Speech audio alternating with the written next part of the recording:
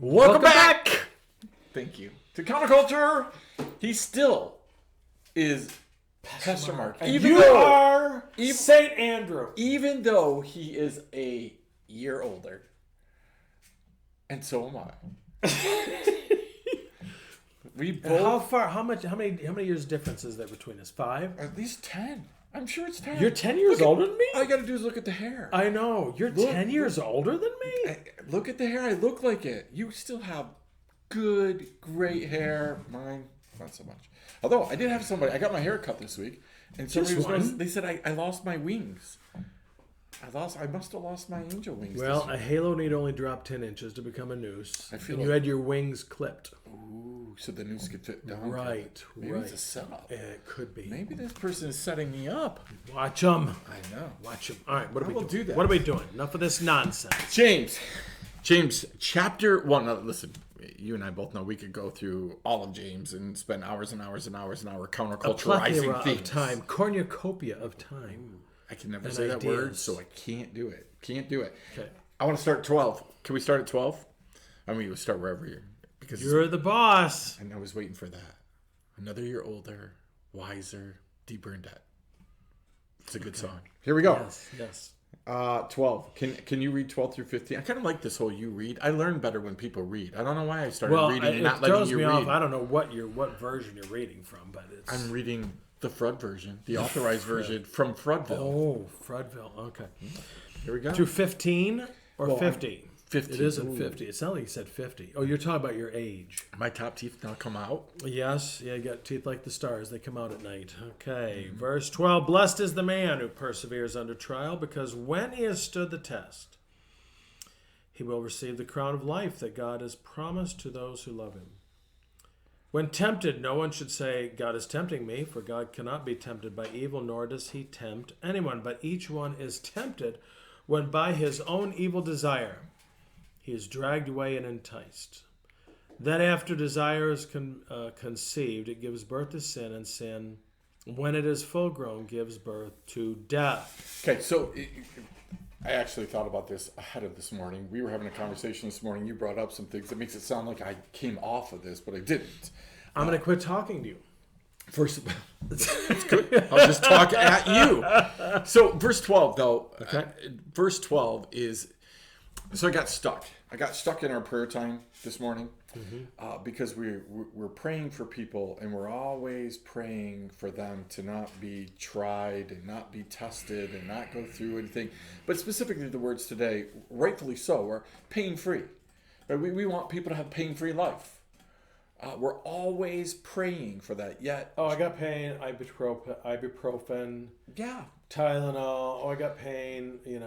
But what does Neosporin with pain reliever? Yes. At the root, what does pain do for us? It lets us know that there's something wrong, right? But the second we have pain, pray for me. I need it to go away. Pray for me. I love the people who pray for me. I'm trying to figure out what's wrong, right? I'm trying to figure out what God's trying to tell me, what God's doing. But James tells us that we're supposed to be blessed is the man who remains steadfast under trial. Right? This concept that we just want the gas prices to go down. We just want inflation to go down. We just want our spouse to get fixed. We just want our church to get better and play the music we want it to play. We just want our workplace to get better. We don't want to be steadfast under trial. So when we talk about this countercultural thing, tell me, you can use other people as an example, but I mean, tell me. I think I'm going through a trial right now. That's right. Tell me how do we remain steadfast under trial? How do we do this thing, right? And not get caught up in I want the trial just to go away. But really, I want to get through this trial and learn the things I need to learn, be the person I need to be. I think that you just nailed it. We say, God, get me out of it, and saying, God, what are you doing in this? So wait.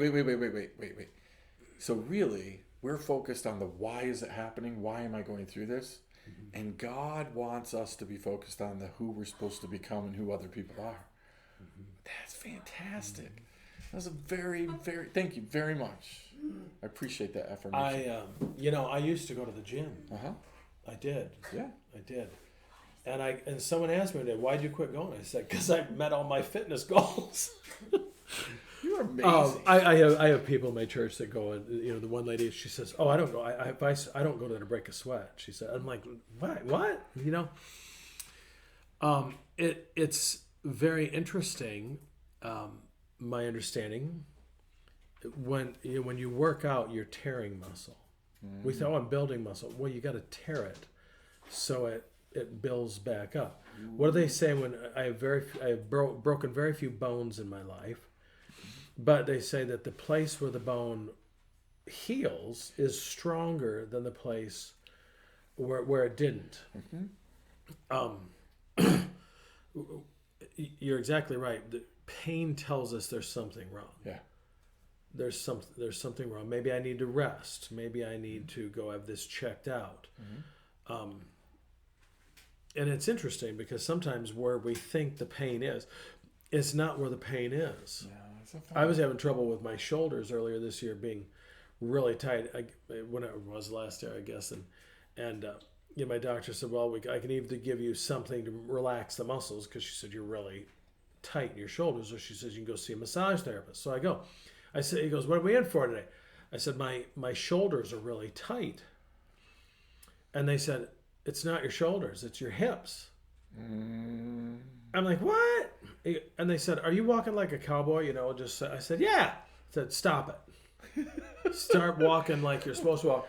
And they said, "What's happening is your hips out and it's pulling on your shoulder across, crossways." And that's what's going. And so they worked on it and gave me some stretching exercises. And lo and behold, my shoulders quit hurting when I quit walking like a cowboy and started, which you wouldn't mind walking like a cowboy because you have horses. But anyway,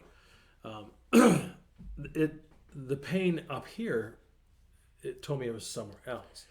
There's pain. Preach it. Yeah, pain. It's like, wait a minute here. God take care of it. I think personally, that's why so many people gravitate toward rapture theology, is because, and I hear people say, "Oh, I just want Jesus to come to get me out of here before the rapture comes or before the tribulation comes." Wait a minute. Yep. Nope. Isn't that a little selfish? Super selfish. I don't want to have to go through this. And I don't either, by the way. I'm not saying that I want to go through. I don't want to go through any trial. But there's things happening, though. I want you to pray for this knuckle here because it hurts. I just want the pain to go away. But you know what? What's it tell me? It tells me, number one, that finger it's arthritis. Mm-hmm. But it also tells me that finger has probably done some work and stuff that it's wearing out. That means a life. I can look at it a couple ways. Maybe it's an idea that maybe I've had a good life and whatever. I love what you're saying there, right? Because again, it's just so true about everything we're going through today, right? Higher gas prices. We just want them to go back to being lower. We don't want to address how they got higher or anything that might have that. But I love that whole thing about because I subscribe to the whole. We want the rapture. Yeah. To come so that we don't have to have pain. But we've made our God into a God who doesn't want us to stay steadfast during trials. He doesn't want us to have trials. Right. And yet we see that Jesus himself said, in this world you will have peace and money and all sorts of prosperity. Shangri-La. Ooh. And then all of a sudden, and I'm like, ugh. We have created a counter Christianity. Yes. That all the things that Christianity was built on, the humility, the sacrifice, the serve others first, all these things, we've now said, no. Like, you've arrived and you're mature and you're a great Christian when you can build something and have other people serve you. Right. And I call it, and I preached on this and somehow still am at my church. We need too many people come into the church being consumers instead of contributors. Mm-hmm. Do we consume in the idea of consuming Christ? Yes. And do we get a blessing out of it? Yes. But if that's all we're doing is coming to what can I get? What do you got for me today? Mm-hmm. As opposed to what can I bring too? What do I have to offer that might be a blessing to someone else today? See, we don't think that way. We don't think about serving other people because we're not. I want what I want. But we're not only consumers of like at church like that. We're consumers in conversations. We don't, like, how many times are you and I sitting with somebody and we're talking to them and they say, how are you today, Andy? And I say, I'm good. And I start to go, and they're like, great. And they're off to the, like, they're not there to ask me anything, take care of me, to do anything. It's a one-way consumer. This conversation, I need information. And we want you to answer that question, I'm fine, which means freaked out, insecure, neurotic, and emotional, along with other things. But anyway, I like that. I've read several of them, but I had a friend one time. She, people would ask her how you doing, and then she'd start telling them, and they'd walk up. Yeah. And she finally said to him one day, she goes, "Don't ask me unless you really want to know." And you know what? They quit asking. So listen, they quit asking because it's like, what would happen if we actually started saying, you know what, I'm struggling here. Well, I wouldn't want to hear that, but if you're struggling, it's like, I read one time that sometimes couples, if one couple and one of the spouses dies of, say, cancer, a lot of times the other couples will pull away from it because, like, well, what if my spouse gets cancer? And they can't get it from that person.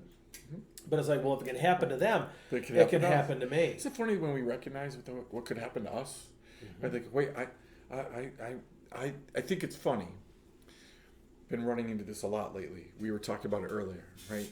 If you get cancer, it's very easy for me to say, "Oh, Mark, he must be living in sin, doing something really bad for God to give him cancer."